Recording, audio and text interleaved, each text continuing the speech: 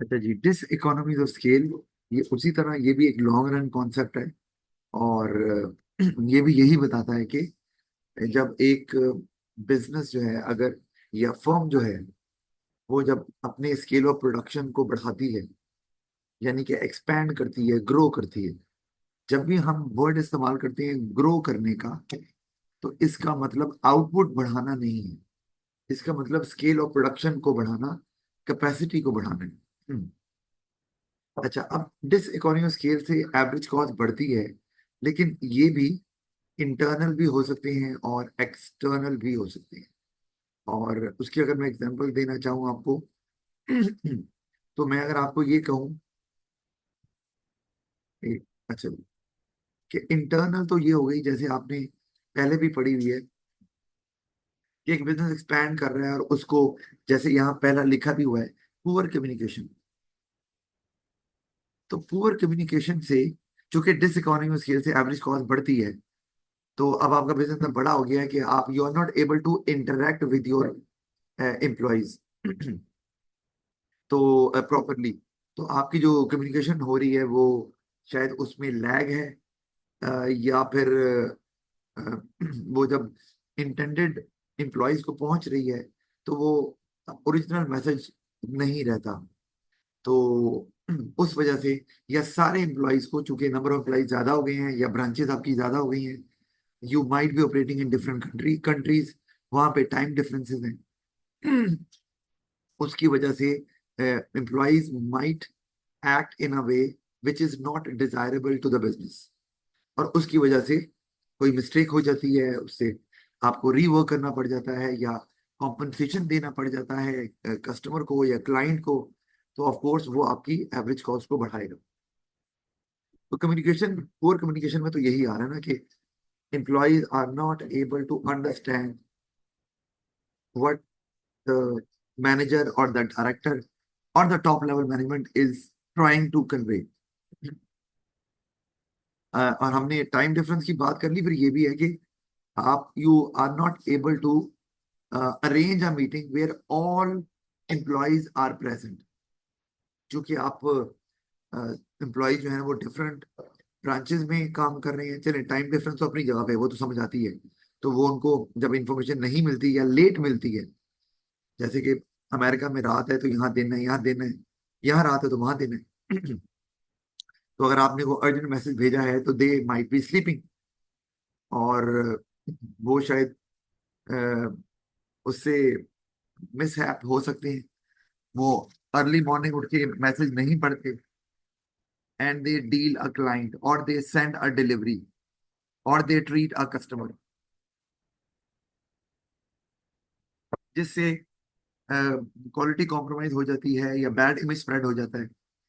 और आपको फिर, जैसे मैंने बताया, कॉम्पनसेशन देनी पड़ जाती है, या रीवर्क करना पड़ जाता है, तो कॉस्ट आपकी इसमें बढ़ेगी। अच्छा, जो एम्प्लॉयज हैं वो इकट्ठे, देखो ना, डिफरेंट ब्रांचेस में अगर एम्प्लॉयज काम कर रहे हैं, तो एक जगह लंच ब्रेक है, आई अंडरस्टैंड, लेकिन लंच ब्रेक कैसे होती है? पर्टिकुलरली अगर कोई रिटेल शॉप है, मैन्युफैक्चरिंग में तो हो जाती है, रिटेल में तो क्लाइंट्स आ रहे हैं, कभी भी कोई शॉप लंच के लिए बंद नहीं होती, वो खुली रहती है हर वक्त, आपको भी पता है। तो वहां पर अब एक जगह एम्प्लॉय जो है ना, उनको मीटिंग के लिए आपने बुलाया है, because customers might not be there, लेकिन अदर ब्रांच में एम्प्लॉयज आर बिजी, शायद वो शॉप ज्यादा बिजी है, वहाँ कस्टमर ज्यादा विजिट करते हैं। तो फिर एक टाइम पर आप सारे एम्प्लॉयज के साथ कम्युनिकेट नहीं कर पाएंगे। बुलाना तो पॉसिबल ही नहीं है। आप जो जूम मीटिंग है, वर्चुअल मीटिंग, वो भी आपके लिए मुमकिन नहीं रहेगा at one point of time. तो बहर, तो उससे एवरेज कॉस्ट आपकी मिस्टेक्स होंगी, और एवरेज कॉस्ट तो आपकी बढ़ ही सकती है, वो हमने डिस्कस कर लिया। फिर लो मोरल, मतलब मोरल से मतलब क्या है? लो मोरल का मतलब लो मोटिवेशन, ये भी आपको पता है। अच्छा, ये इंटरनल डिसइकोनॉमी स्केल है जो पहला आपने पढ़ा है, पुअर कम्युनिकेशन। और लो मोरल भी इंटरनल डिसइकोनॉमी स्केल ही है। क्योंकि ये एक फर्म या बिजनेस के बड़े होने से जो या स्केल ऑफ प्रोडक्शन ज्यादा होने से जो प्रॉब्लम्स आ रही हैं, जिससे एवरेज कॉस्ट बढ़ रही है, उसको उसकी वजह से है ना। अब लो मोरल में वर्कर से आप इंटरेक्ट नहीं कर पा रहे, उनकी इंडिविजुअल प्रॉब्लम को सॉल्व नहीं कर पा रहे। Now there is a gap between the management and worker, क्योंकि वो अब मोर ऑफर नहीं मिलते। तो उससे एम्प्लॉयज को लगता है कि they might not be that much important, they they do not own the organisation. वरना मीटिंग हो रही है वहाँ, अप्रिसिएशन दे रहा है मैनेजर, और कैजुअली मिल रहा है एम्प्लॉयज के साथ, पर उनके दरमियान एक बॉन्डिंग, एक ट्रस्ट का रिलेशनशिप बन जाता है। तो now it is not a matter of getting a salary और getting a promotion as a reward. Once employees start owning a business, तो फिर वो आउट ऑफ देयर स्किन भी काम करते हैं। तो वो फिर आपको नजर नहीं आएगा, they might not work to their potential और वो they might only like to follow orders. तो वो अपने शेल में चले जाएंगे, और ऑफ कोर्स वो फिर पोटेंशियल जब पे काम नहीं करेंगे तो उससे प्रोडक्टिविटी लो हो जाएगी, और प्रोडक्टिविटी लो होने से आपको पता है एवरेज कॉस्ट कम हो जाती है। अच्छा, हम मैनेजमेंट डिसइकोनॉमीज, मतलब मैं आपको ना बात बताता हूँ। मैं one of my school is Roots Ivy, जो एक्चुअली एक यूनिवर्सिटी है, और वहाँ ए लेवल्स का प्रोग्राम भी होता है।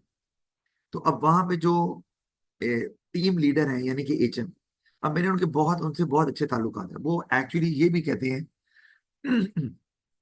कि ना सर ये बच्चा है, तो इसको सर आप असिस्ट कर दें प्राइवेटली, मतलब मुझे ये बच्चा भेज रहे हैं। अच्छा, ऑफ कोर्स अब मेरी क्लास का नहीं है वो बच्चा, लेकिन वो बच्चा किसी भी टीचर से पढ़ रहा है तो मेरे पास वो भेज रहे हैं, मतलब इतने अच्छे ताल्लुकात उनके हैं। तो मैं वहां अब इसलिए नहीं जाता कि I get a good amount of money from there only. मुझे ये होता है कि I am respected over there, और मैं बिल्कुल ऑफिस ऐसे जाता हूँ, उनसे ऐसे मिलता हूँ जैसे मेरे कलीग हैं, एक्चुअली मेरे बॉस हुए, क्योंकि जो टीम लीडर है, जो एचएम है, वो बॉस हुआ, लेकिन मेरे से वो ऐसे ही मिलते हैं। तो उससे क्या होता है, मेरी स्पिरिट काम करने की बढ़ जाती है। तो मुझे तो वो ऑब्जर्व भी करने नहीं आते, क्लास में क्या कर रहे हैं, सिलेबस करवा रहे हैं नहीं करवा रहे हैं, they have a complete trust. तो और मुझे भी यही होता है कि मैं भी जब वहां जाता हूँ रिलैक्स होता हूँ, क्योंकि बर्डन नहीं होगा, कोई मैनेजमेंट खाम खा के कोई मुझे, क्योंकि they know me very well, तो मुझ पे ना तो कोई चेक एंड बैलेंस रखा हुआ है, ना ही खाम खा के कोई ऐसे प्रोसीजर्स में इन्वॉल्व करने की मुझे कोशिश करेंगे, सर ये फिल कर दें वो कर दें, नहीं। तो उससे मेरा मोराल हमेशा अप रहता है। ऑल्दो मैं 8 in the morning class start करता हूँ, और मेरी लास्ट क्लास होती है 2:30 पे, ए लेवल्स की, वहां पर। लेकिन स्टिल, डिस्पाइट बीइंग टायर्ड, मैं आई रिमेन मोटिवेटेड। और खड़े होके जिस तरह, ये नहीं कि मैं थक गया हूं तो बैठ जाऊंगा कॉन्टिन्यूसली, खड़े होकर उसी तरह पढ़ा रहे हैं, because of the environment, because of the way the management और द बॉस ट्रीट्स मी। तो वो आपका स्पिरिट बढ़ जाती है, और आप फिर अपने वो ये नहीं देखते सैलरी कितनी मिल रही है, ये मेरी रिस्पॉन्सिबिलिटी कितनी है। तो आप sometimes at after home time you stay there to complete your job, क्योंकि आपका रिलेशनशिप अच्छा है, तो आप ट्रस्ट नहीं तोड़ना चाह रहे, तो ये मैटर कर रहा है। लेकिन लार्ज ऑर्गेनाइजेशन में ऑफ कोर्स ये काम मुश्किल हो जाता है, मैनेजमेंट हर एक से पर्सनली मिल नहीं सकता। ये बिल्कुल वैसे ही है सकीना, जैसे मैं आपको इंडिविजुअली पढ़ाता हूँ, तो क्लास में बच्चे अगर ज्यादा आ जाए बहुत, तो फिर आपको मैं उस तरह इंडिविजुअल टेंशन, या जो हमारा रिलेशनशिप इतने सालों से चल रहा है, तो वो उतना शायद ना रहे। यानी कि ऑफ कोर्स जब दूसरी क्लास होती है बिजनेस की, इसमें और भी बच्चे होती हैं, फिजिकल भी और ऑनलाइन भी, तो वो उस तरह में आपको भी नजर आता है कि आई रिमेन सीरियस और कैजुअल नहीं होता, आपसे कोई बात ऐसी नहीं करता, और द सेम, क्योंकि टाइम नहीं होता, और उसमें आप हर बंदे को 1 to 1 अटेंड नहीं कर सकते। तो उसमें हो सकता है कई बच्चे जो कहें सर वो, इसीलिए समटाइम कुछ बच्चे कहते हैं सर हमें इंडिविजुअल अटेंशन चाहिए, हमने 1 to 1 पढ़ना है, तो टीचर्स को कहते हैं। तो वो द सेम रीजन, क्लास के अंदर भी बच्चे ज्यादा हो जाएंगे, तो अब I might not know even the names of the students, तो एम्प्लॉयज के भी नाम समटाइम मैनेजर्स को नहीं आते। अब इमेजिन करो, आप अगर एम्प्लॉय को उसके नाम से नहीं पुकार रहे, तो एम्प्लॉय को क्या फील हो रहा है कि employee is not important, that's why वो manager doesn't know the name. इस तरह मैं क्लास के अंदर भी किसी बच्चे को, बेटा इधर बात सुनो, वो the boy sitting at the back, the girl at front, अब मैं ही बात कर रहा हूँ तो ऑफ कोर्स वो भी, उनको भी पता चलेगा सबको मेरे नाम तो आते ही नहीं, मैं नाम लूंगा तो शायद वो फौरन अटेंटिव हो जाएंगे। मैं अगर ये कहता हूँ क्लास के अंदर, तो मैंने काफी लंबी बात होगी, लेकिन आपके लिए ताकि आसानी हो जाए। तो बहरहाल, तो एम्प्लॉयज के मोरल को अप रखना जरूरी होता है, और मोरल अप रखना सिर्फ सैलरी नहीं है, और at one point of time salary से ज्यादा इंपॉर्टेंट आपका रिलेशनशिप होता है। और उसमें आपको ये भी फायदा होता है कि employee stay with the business for a longer time period. तो वो पुराने एम्प्लॉयज का मोराइल अप ही होता है, नए एम्प्लॉयज का मोराइल अप नहीं होता, because they are trying to get familiar with the organisation. और यू नेवर नो कि वो शायद बाद में छोड़ भी दें कि भाई हमें नहीं पसंद है। Okay, management डिसइकोनॉमीज। मैनेजमेंट से सारे रिसोर्सेज अच्छे से मैनेज नहीं हो रहे। ठीक है, ये मैनेजमेंट का काम है कि हर रिसोर्स को बेस्ट वे पॉसिबल में इस्तेमाल किया जाए, considering the ability of a resource, चाहे वो लेबर ही हो। लेकिन वो चूंकि आइडेंटिफाई नहीं कर पा रहे और इतना बिजनेस एक्सपैंड कर गया है, तो वो उससे प्रोडक्टिविटी कम हो रही है, क्योंकि resources are not being utilised to their potential. ये इसलिए नहीं कि मोरल कम है, इसलिए कि they do not exactly know the potential of a resource, particularly human resource. तो उसमें फिर प्रॉब्लम आ जाता है, प्रोडक्टिविटी लो होती है, अभी कॉस्ट बढ़ जाती है। अच्छा। तो और उसकी वजह यही है ना कि जब बिजनेस बड़ा है तो मैनेजमेंट की लेयर्स ज्यादा हो जाती है। ये हमने ऑर्गेनाइजेशनल स्ट्रक्चर पढ़ना है बिजनेस के अंदर भी। लेयर्स ज्यादा होंगी तो management is at the top and there are so many levels. और वो an employee sitting let's say at the 10th level, वो उसको क्या पता वो मैनेजमेंट को इसको कौन सा टास्क जो है ना वो देना है, तो ये ज्यादा बेहतर तरीके से परफॉर्म कर पाएगा। अच्छा। अम, फिर आगे आगे हाई स्टोरेज को, ऑफ कोर्स लार्ज बिजनेसेस होते हैं तो वो लार्ज स्टॉक रखते हैं, because they have to produce in larger quantity. तो वो स्टोरेज कॉस्ट भी आपको पड़ती है। और ये कि वो it's not only about raw material, it's about finish goods as well. आपने बल्क में ही बनाना है, लार्ज कंपनी ऐसे ही करती है, उन्हें पता है बाद में लार्ज ऑर्डर आ जाएगा। तो फॉर सम टाइम पीरियड उनको रखना तो पड़ेगा, तो वेयर हाउस कॉस्ट पड़ेगी, जो रेंट है फिक्स कॉस्ट है। तो आपका की एवरेज कॉस्ट बढ़ जाएगी। फिर getting goods getting damaged and out of date, storage cost अलग है। और ये कि जब बल्क में आप स्टोर कर लेते हैं तो उसमें चीजें खराब हो सकती हैं, चोरी भी हो सकती है, टूट सकती है, और आउट ऑफ डेट भी हो सकती हैं। In all cases you can not use that product for further production, या to be use in the production process, या उसको सेल नहीं कर सकते हैं। तो ऑफ कोर्स वो आपके लिए कॉस्ट होगी, एवरेज कॉस्ट में ऐड हो जाएगा। ये सारा अभी तक इंटरनल डिसइकोनॉमी ऑफ स्केल ही चल रहा है। फिर हमारे पास may not get large amount of suitable workers. अच्छा, ये जो चीज आई, अब आपने याद रखना है, ये यहाँ पर अभी तक हम जो पढ़ रहे थे वो इंटरनल डिसइकोनॉमीज ऑफ स्केल था। मैं एक्चुअली यहाँ पर, अच्छा चलो आप खुद लिख सकते हैं यहाँ पर ना। मैं एक मिनट, क्योंकि मैंने लिखा नहीं हुआ ना यहाँ पर, यहाँ मैं लिख देता हूँ कि ये इंटरनल डिसइकोनॉमीज ऑफ स्केल, जो बिजनेस जब खुद एक्सपैंड करता है तो ये डिसएडवांटेज सिर्फ उस फर्म को हो रहे हैं, इंडस्ट्री में बाकी फर्म्स को ये डिसएडवांटेज नहीं हो रहे। इसी को बोलते हैं because of their own internal weakness की वजह से हो रही है। ठीक है, तो मैं यहाँ पे अगर ब्रैकेट में लिख सकता हूँ,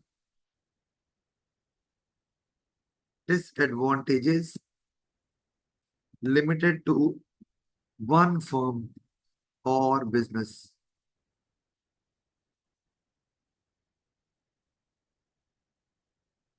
due to their large scale. ठीक है जी, ड्यू टू इट्स कहना चाहिए था मुझे, देर मैंने लिख दिया, इट्स लार्ज स्केल। और अगर हम नीचे आए, अभी तक तो ये सारे इंटरनल थे, लेकिन अब ये जो है मे not gate suitable, may not get large amount of suitable workers, ये जो है ये आगे लिख देते, एक्सटर्नल है, external this economies of scale. पता है क्यों? आप बता सकती हो ये एक्सटर्नल डिस स्केल क्यों है? क्योंकि सर पूरी इंडस्ट्री में हर बिजनेस को suitable amount of workers available नहीं है। इसका मतलब है कि जब इंडस्ट्री लार्ज हो जाती है और ज्यादा फर्म्स अब इंडस्ट्री में आ गई हैं, सब वर्कर्स डिमांड कर रहे हैं, तो वर्कर्स कहीं ना कहीं काम कर रहे हैं। Now workers are not available, in fact home भी वर्कर तो सूटेबल नहीं है क्योंकि वो ऑलरेडी बाकी फर्म में एम्प्लॉयड है। तो अब आपको प्रॉब्लम है, अब आपको क्या करना पड़ेगा कि या तो आपको वर्कर रखना पड़ेगा which is not that suitable, उसकी प्रोडक्टिविटी कम होगी तो आपकी एवरेज कॉस्ट बढ़ जाएगी, या you have to offer workers an attractive salary, an attractive compensation, ताकि वो अपनी प्रेजेंट जॉब को छोड़ के स्विच कर दें और उनकी तरफ आ जाए, तो वो उनको बेहतर पैकेज मिलेगा तभी तो करेंगे। तो इन दोनों सूरतों में ये इंडस्ट्री के लार्ज होने की वजह से हो रहा है। ठीक है जी। तो ये है एक्सपीरियंस्ड बाय होल इंडस्ट्री, ठीक है, बाय, अच्छा मैं चलिए बाय ऑल द फर्म्स, ठीक है जी, due to industry being large. वही जिस तरह इकोनॉमी ऑफ स्केल में था वैसे ही है ये तो आ गया। अच्छा बात आपको समझ आ गया। आगे हमारे पास lack of coordination in case of merger. ये क्या लग रहा है आपको, आप खुद बताओ, एक्सटर्नल है कि इंटरनल है? इंटरनल। इंटर्न, बिल्कुल सही, क्योंकि एक फर्म थी, उसने मर्ज करके वो बड़ी हो गई,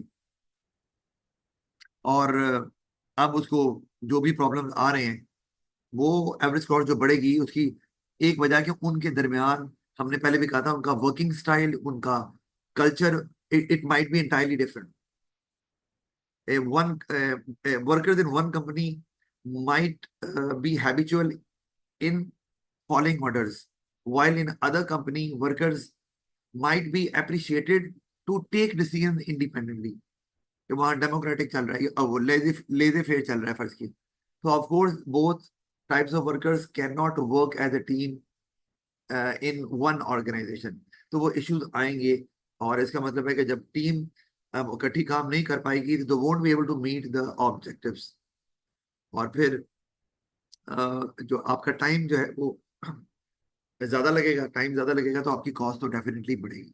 आपको इमरजेंसी में शायद ज्यादा वर्कर्स हायर करने पड़ जाएं, वो भी कॉस्ट बढ़ेगी आपकी। इमरजेंसी में आपको रॉ मटेरियल मंगवाना पड़ जाए because you are not meeting the targets, वो भी आपको हो सकता है ज्यादा हायर कॉस्ट पे, प्राइस पे आपको सप्लायर दे क्योंकि आपने अर्जेंटली मांगा है। तो बिल्कुल ये इंटरनल ही है। तो ये कि यहाँ मैंने जो लिखा हुआ है, मैंने लिखा है कि delay decisions and hinder smooth flow of working. तो इसका ताल्लुक किससे है भला? ऑफ कोर्स इसका ताल्लुक प्रोडक्टिविटी से है ना, तो प्रोडक्टिविटी से भी एवरेज कॉस्ट कम होती है। आप यहाँ ऐड कर सकते हैं प्रोडक्टिविटी को। अच्छा आप नीचे आते हैं तो affect of internal and external economies of scale through LRAC। LRAC है लॉन्ग रन एवरेज कॉस्ट, ठीक है जी। तो अब ये ओ लेवल में नहीं पढ़ा हुआ, आपने अब गौर करना है कि आप जो ये पॉइंट ए से बी की तरफ जा रहे हैं, ये जो है ये इंटरनल इकोनॉमी ऑफ स्केल है, क्योंकि आप as you produce more output, हम यहाँ पे आउटपुट ले रहे हैं, लेकिन मतलब यही है कि आप अपनी कैपेसिटी को बढ़ा रहे हैं, स्केल ऑफ प्रोडक्शन को बढ़ा रहे हैं, आउटपुट बढ़ रही है, एंड अलोंग द आउटपुट आपकी एवरेज कॉस्ट कम होती जा रही है। तो ये जो मूवमेंट अलोंग द कर्व है, आपने ये याद रखना है बस, कि जब मूवमेंट अलोंग द कर्व होती है, movement along the cost curve, या चले मैं पूरा एवरेज कॉस्ट कर्व लिख देता हूँ। Movement along the average cost curve जो है, ये इंटरनल इकोनॉमीज ऑफ स्केल की वजह से होती है, और मैंने बता दिया क्यों, क्योंकि उसमें आप आउटपुट बढ़ाएंगे तो ही आपको ये एडवांटेज होने वाले हैं ना। आपका स्केल जब बढ़ेगा बिजनेस का तो आपकी आउटपुट भी बढ़ेगी, लेकिन आपने पेपर में ऐसा लिखना नहीं है, वहां पे आप scale of production, scale of operation या बिजनेस की एक्सपेंशन की बात करें। ये नहीं कहना कि इकोनॉमी स्केल वो होता है जिसमें आउटपुट बढ़ने से आपको कॉस्ट बेनिफिट होते हैं, आउटपुट बढ़ना नहीं लिखना। लेकिन सारी बात है यहाँ पर आप नीचे स्केल थोड़ी लिखना था, तो अंडरस्टूड है स्केल क्यों बढ़ा रहे हैं, इसलिए कि आउटपुट बढ़ानी है, इसलिए लिखा हुआ है। तो आउटपुट बढ़ने के साथ साथ स्केल के साथ साथ आपकी एवरेज कॉस्ट जो है ना वो कम होती जा रही है। मूवमेंट अलोंग द कर्व ये इंटरनल इकोनॉमिक स्केल है, लेकिन अब अगर आप गौर करो पॉइंट ए और पॉइंट ये जो सी है यहाँ क्या हो रहा है, आप सेम लेवल ऑफ आउटपुट पे आपकी एवरेज कॉस्ट कम हो रही है, यानी कि यहाँ क्या हो रहा है, shift shift of the average cost curve. Of course long run average cost curve की बात ही कर रहा हूं। यानी कि आपकी आउटपुट में तो कोई इजाफा नहीं हुआ, लेकिन फिर भी आपकी एवरेज कॉस्ट पहले से कम हो गई। क्यों हुई भला?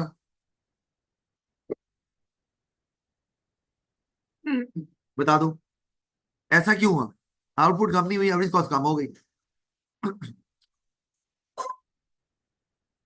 आता है कुछ देर में?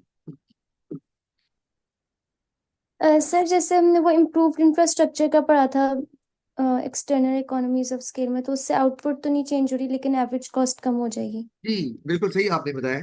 मतलब इंडस्ट्री बड़ी हो गई, there are so many firm operating there, उसकी वजह से ट्रैफिक कंजेशन हो गया है, तो गवर्नमेंट को फैसिलिटेट करना पड़ेगा। जैसे शौकत खानम पे क्यों फ्लाईओवर बनाया गया? इसीलिए ना कि ट्रैफिक बहुत ज्यादा हो गया था वहां पर, और वहां पर ट्रैफिक फंसी थी इशारों पे भी, और बहुत इश्यूज थे, तो उन्होंने इसको फ्लाईओवर बना दी। तो इसी तरह उसमें जब फ्लाईओवर बनेगा तो ट्रैफिक जल्दी मूव करेगी। तो अच्छा, अब लेकिन आपकी कॉस्ट कम क्यों हुई? क्योंकि आपको आपकी ट्रांसपोर्ट कॉस्ट बच रही है, आपकी चीजें डैमेज नहीं हो रही, क्योंकि प्रोडक्ट अब वो रफ रोड से नहीं आपकी व्हीकल गुजर रही। तो उसी आउटपुट पे ये, और इसका मतलब ये है कि इसमें बिजनेस ने कुछ नहीं किया, इंडस्ट्री के बड़े होने से कुछ बेनिफिट्स आपको मिल रहे हैं। अच्छा, तो ये आपकी एवरेज कॉस्ट कम होगी, ये है एक्सटर्नल इकोनॉमीज ऑफ स्केल की वजह से। अच्छा, मैं एक एग्जांपल आपको देता हूँ, पूछता हूँ बल्कि, अगर टेक्सटाइल फर्म है एक, और टेक्सटाइल फर्म जो है ना वो क्लोथ बनाती है, तो अब क्या होगा कि टेक्सटाइल की इंडस्ट्री जो है ना वो एक्सपैंड कर रही है। तो अब टेक्सटाइल के लिए जो रॉ मटेरियल आपको चाहिए होता है वो महंगा हो रहा है। लेट्स से कॉटन ही है, तो कॉटन यार्न, वो आप उसकी वो महंगी हो रही है, उसकी शॉर्टेज हो रही है, और उसकी वजह से रॉ मटेरियल की कॉस्ट बढ़ रही है। तो ये क्या हो रहा है? Sir external diseconomies of of course scale. External disqualification, आपका कंट्रोल नहीं है। आपकी आउटपुट बढ़ने से एवरेज कॉस्ट नहीं बढ़ रही, इंडस्ट्री बड़ी हो गई है, तो अब हर किसी ने रॉ मटेरियल इस्तेमाल करना है। तो जिस तरह वर्कर्स की शॉर्टेज हो जाती है, इस तरह रॉ मटेरियल की भी शॉर्टेज हो सकती है। एक और चीज, अम, आपकी फैक्ट्री है जो कुछ मैन्युफैक्चर करती है, लेट्स से कुछ डेंजरस केमिकल्स, तो अब वहां पे और भी केमिकल की फैक्ट्री लग गई है, जिससे लैंड पोल्यूशन में इजाफा हो रहा है। तो गवर्नमेंट ने प्लानिंग परमिशन लाजमी कर दी। आप समझती हो प्लानिंग परमिशन ये क्या होती है? ये नो सर। कोई बात नहीं। प्लानिंग परमिशन ये होती है कि आपको परमिट लेना पड़ता है गवर्नमेंट से to continue your business activity. और इसका रीजन ये है क्योंकि वो एक्सटर्नल कॉस्ट क्रिएट करता है। जैसे मैंने आपको अभी केमिकल फैक्ट्री के बारे में बताया, तो वो, और वो it is very damaging for the soil and for people as well, कि अगर वो पानी में भी मिक्स हो रही है तो गवर्नमेंट क्या करती है, आपको परमिट देती है कि आप इससे ज्यादा पोल्यूट नहीं कर सकते। ऑफ कोर्स केमिकल बनेगा तो आपको वेस्ट तो डंप करना है, तो आपको परमिट मिल गया, इसका मतलब आपकी प्रोडक्शन भी उससे ज्यादा फिर नहीं होगी, उतनी ही करेंगे आप। ज्यादा करनी है तो आपको जो प्लानिंग परमिशन है वो ज्यादा महंगी लेनी पड़ेगी, यानी कि आपको खरीदनी पड़ती है गवर्नमेंट से, पैसे देने पड़ते हैं। तो और वो क्यों हो रहा है? क्योंकि वहाँ केमिकल फैक्ट्री ज्यादा लग गई हैं। पहले आप अकेले थे तो कोई टेंशन नहीं थी, अब ज्यादा हो गई हैं, तो अब वो केमिकल जो डेंजरस केमिकल है वो ज्यादा रिलीज हो रहा है वेस्ट की शक्ल में। तो अब उसका इम्पैक्ट भी वाइड रेंजिंग नजर आ रहा है, तो गवर्नमेंट ने प्लानिंग परमिशन इम्पोज कर दी। तो अब सबको प्लानिंग परमिशन के खरीदनी, वो परमिट खरीदना पड़ेगा, तो कॉस्ट बढ़ेगी। ये एक्सटर्नल डिसइकोनॉमीज है उसकी। ये भी हो सकता है कि अगर आप फैक्ट्री है और आप स्मोक रिलीज होता है आपकी फैक्ट्री से, ऐसे ले लो, तो गवर्नमेंट ने टैक्स लगा दिया। तो जब टैक्स लगेगा, क्यों लगाया? क्योंकि वो अब ज्यादा इंडस्ट्री बड़ी हो गई है, एक आधी फैक्ट्री से फर्क नहीं पड़ रहा था, ज्यादा आ गई, तो पोल्यूशन का लेवल बढ़ गया। गवर्नमेंट ने टैक्स लगाया, और आपको पता है टैक्स लगाने का मकसद यही होता है कि प्रोड्यूसर डिस्करेज हो। तो अब आपने अगर ज्यादा भी बनाना है तो आपकी कॉस्ट बढ़ेगी, क्योंकि आप पे टैक्स लग गया प्रोडक्शन पे। तो ये भी एक्सटर्नल डिसइकोनॉमीज के लिए मैंने और बाकी मेंशन नहीं की हुई थी। मैंने कहा मैं ये आपसे वैसे ही डिस्कस भी कर लूं कि आपको भी पता होना चाहिए इसके बारे में। तो अब आपको अच्छी तरह से पता है, जज करना आसान है, क्योंकि एमसीक्यूज में तो कुछ भी पूछ सकते हैं कि ये इंटरनल है या एक्सटर्नल है। अब मेरा ख्याल कोई इशू आपको इसमें है नहीं। अच्छा, आगे हमारा लास्ट चीज जो आ गई है वो है नॉर्मल, सब normal and super normal profit. अच्छा, पहले हम देख लेते हैं नॉर्मल प्रॉफिट। इसको हम मिनिमम लेवल ऑफ प्रॉफिट भी बोलते हैं, जो एक फर्म को चाहिए ही होता है कि वो लॉन्ग रन में भी ऑपरेट कर सके। और इसमें बिजनेस क्या करता है, बिजनेस अपनी इकोनॉमिक कॉस्ट को कवर कर रहा है। और इकोनॉमिक कॉस्ट में आपको पता है अपॉर्चुनिटी कॉस्ट भी आती है। ठीक है जी। तो इसीलिए मैंने आपको बताया था नॉर्मल प्रॉफिट डायग्राम जब हम पढ़ेंगे उसमें नजर नहीं आएगा। ये मैंने पहले भी बात की थी, लेकिन आगे डायग्राम आनी है, वहां आपको और क्लियर होगा। मैं फिर भी एम्फेसाइज कर रहा हूँ इस पे, क्योंकि इकोनॉमिक कॉस्ट की बात कर रहे हैं, इकोनॉमिक प्रॉफिट को शो करना है, तो वो तो नजर नहीं आएगा। लेकिन वो प्रॉफिट फर्म के लिए प्रॉफिट है। मैंने यहाँ नॉर्मल प्रॉफिट लिखा है, तो नॉर्मल प्रॉफिट डायग्राम में नजर नहीं आएगा, क्योंकि आपको लगेगा total revenue is equal to total cost है। और उससे आपको यही लगेगा कि शायद ब्रेक इवन आया हुआ है, लेकिन एक्चुअली ब्रेक इवन नहीं है। क्योंकि वो कुछ इस तरह से है कि आपका, अगर फर्ज किया टोटल रेवेन्यू 100 है और आपकी जो टोटल कॉस्ट है वो लेट से 90 है, लेकिन उसमें अपॉर्चुनिटी कॉस्ट भी है 10 की, तो वो इस तरह 100 बन रहा है। तो अगर देखा जाए तो फर्म को तो प्रॉफिट हो रहा है। लेकिन नॉर्मल प्रॉफिट की डायग्राम बनाएंगे जब हम, तो हम उसमें यही दिखाएंगे कि टोटल रेवेन्यू और टोटल कॉस्ट बराबर हैं, क्योंकि इकोनॉमिक्स में हम इकोनॉमिक कॉस्ट के अंदर अपॉर्चुनिटी कॉस्ट को भी शामिल करते हैं। ये हमने पहले भी बात की हुई है। अच्छा, ये तो नॉर्मल प्रॉफिट है।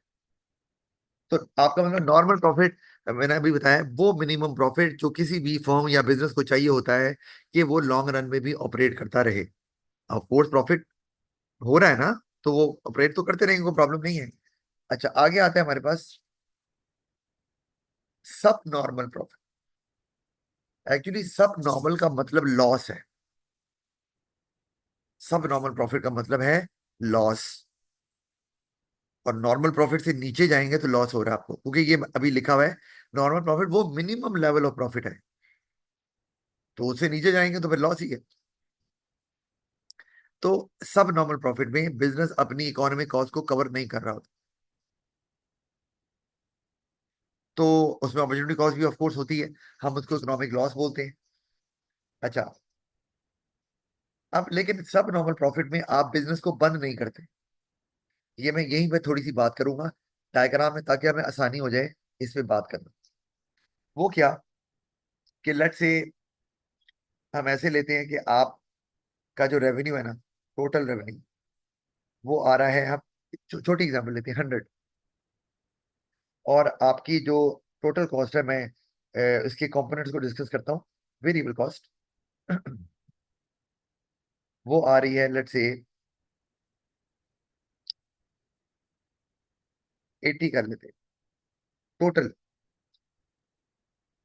और आपकी जो फिक्स कॉस्ट है वो लेट से है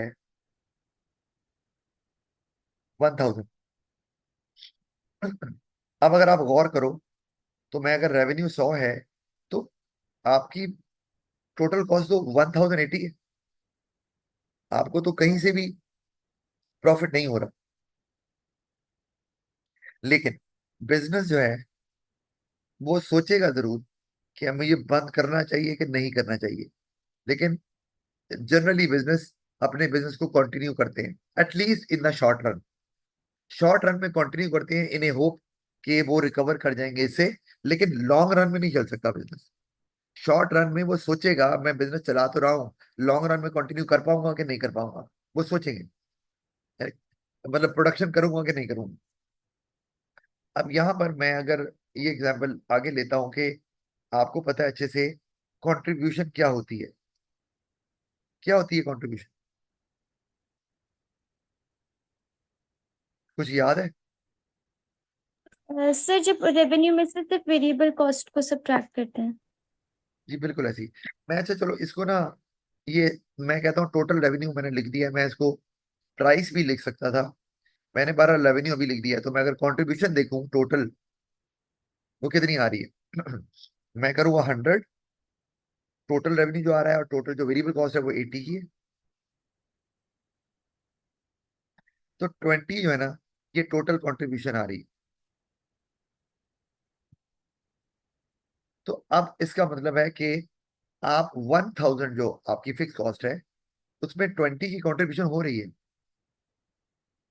यानी कि वेरिएबल कॉस्ट तो आपकी सारी कवर हो रही है, क्योंकि 80 की वेरिएबल कॉस्ट है और आपको 100 आता है, आया है अभी तक। तो क्या आप मजीद प्रोडक्शन करेंगे? सवाल ये। तो आंसर है करेंगे। क्यों? क्योंकि आपको ये उम्मीद है कि अभी हमारी कंट्रीब्यूशन 20 की निकल रही है, तो आगे हम मजीद प्रोडक्शन करेंगे, तो फिक्स कॉस्ट ने तो बढ़ना नहीं है, उसने तो उतना ही रहना है। तो ये टोटल कंट्रीब्यूशन बढ़ के 20 से 40, 40 से 60, 60 से 80, बढ़ते बढ़ते एक मौका आएगा कि ये टोटल कंट्रीब्यूशन आपका 1000 कवर कर लेगी। लेट से अभी ये टोटल जो कंट्रीब्यूशन आपकी आ रही है 20 की, ये आ रही है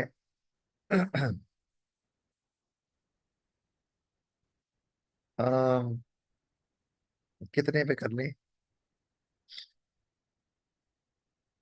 100 का रेवेन्यू रखा हुआ है, तो 10 यूनिट पे आप 10 आइटम्स बना रहे हैं, ठीक है? 10 यूनिट्स आपने बनाए, आपको 20 की कंट्रीब्यूशन आ रही है। तो मुझे ये बताओ कि एक यूनिट कितना कंट्रीब्यूट कर रहा है? हम बता सकते हैं? अगर 10 यूनिट्स प्रोड्यूस किए जा रहे हैं। सर 2। जी वेरी गुड जी, बिल्कुल इसका मतलब है एक यूनिट, यानी कि कंट्रीब्यूशन पर यूनिट जो है वो 2 है। बिल्कुल आपने सही कहा है, वो ऐसे भी निकल सकता था कि आप टोटल रेवेन्यू को डिवाइड कर देते हैं नंबर ऑफ यूनिट्स जो प्रोड्यूस हो रहे हैं और सेल हो रहे हैं, ठीक है ना? प्रोड्यूस्ड एंड सोल्ड लिख देते हैं। तो अगर 100 को मैं डिवाइड करूं 10 से, तो आंसर 10 आएगा। और वेरिएबल कॉस्ट को डिवाइड करूं 10 से तो 8 आएगा, 10 - 8 2। आप ऐसे भी निकाल सकते हैं, अगर आप निकालना चाहें तो हम इस तरह भी निकाल सकते हैं। मैं यहाँ लिख देता हूँ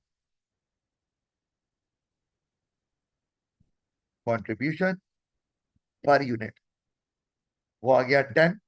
वो कैसे आया मैं बता देता हूँ। 100 डिवाइडेड बाय 10, ये आपका आ गया पर यूनिट रेवेन्यू या प्राइस बोल लो। और 80 डिवाइडेड बाय 10, ये आपकी वेरिएबल कॉस्ट पर यूनिट आ गई। चलो मैं लिख भी देता हूँ, ये है रेवेन्यू पर यूनिट, या सेलिंग प्राइस भी बोल सकते हैं आप। और आगे जो हमारे पास आ रहा है ये है वेरिएबल कॉस्ट पर यूनिट, ठीक है जी? इसको हम ब्रैकेट में ही रखते हैं।